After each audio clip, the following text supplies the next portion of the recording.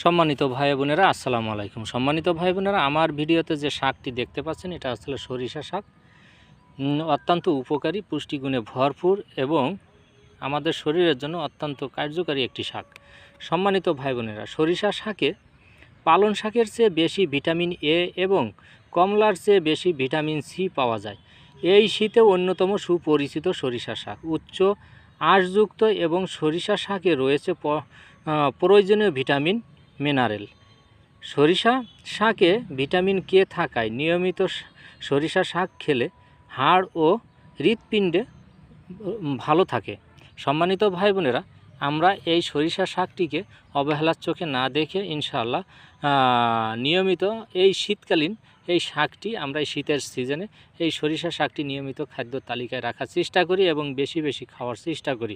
ইনশাআল্লাহ সুস্থ জীবন আমাদের আগামী দিনের ভবিষ্যৎ ইনশাআল্লাহ।